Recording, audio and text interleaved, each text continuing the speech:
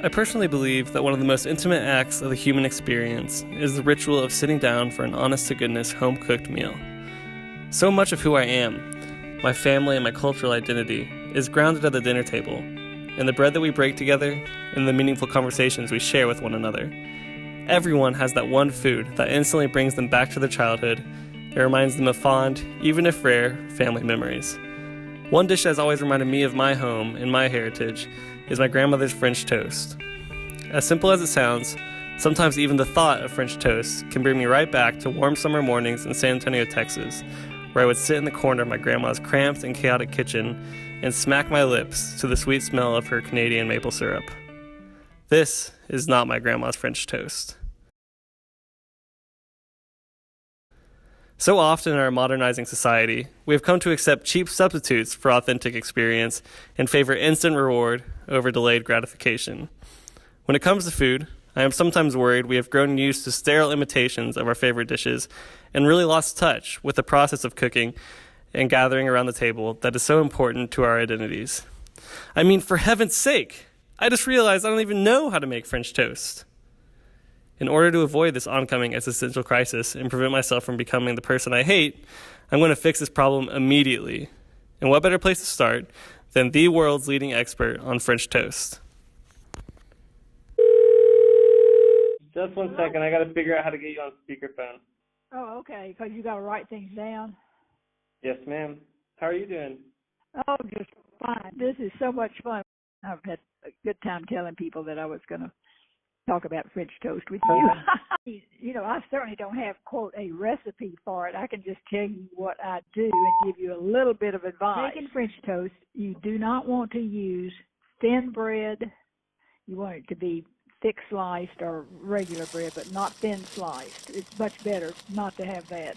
And you don't want to use real fresh bread. It's better that it's just a little bit on the dry side. Because you want to, you take, or let's just see, for four slices of bread, you would need about 2 eggs plus a little milk. Whip the eggs and the milk together, and then in a bowl that will accommodate a piece of bread. The cereal bowl is fine, and I don't add any flavoring like vanilla, but some people do, but I never have. And you dip the bread. You don't want it to soak and get soggy. You dip the bread in the egg mixture. And then you put it, I use a skillet that has just a little bit of hot vegetable oil in it, like canola oil. Right. And be sure that it is hot, because if it is not hot, the grease just soaks into the bread, and you really don't want that.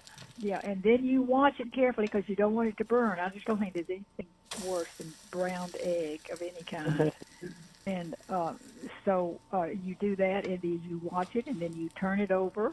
And usually you know, that's it. I mean, the whole process takes maybe a minute at the most, probably. You have a lot of options for toppings. You know, I prefer butter, always butter, and maple syrup. Maple syrup needs to be refrigerated after it's opened, and so you don't want to put cold syrup on hot French toast. So you do want to put it in a little pitcher, and just or whatever you want to do with it, but so it's warm before you pour it on the French toast. Okay. I'd be lying if I said this was a result of my first go at following my grandmother's recipe. Heck, it wasn't even my second.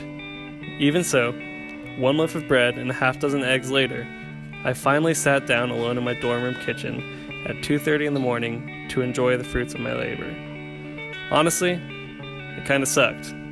But knowing I had followed the movements of my grandmother, honing her craft for years before me, made it seem as if, for only a second, I was just a little kid sitting in her kitchen again, discovering my love of French toast for the very first time.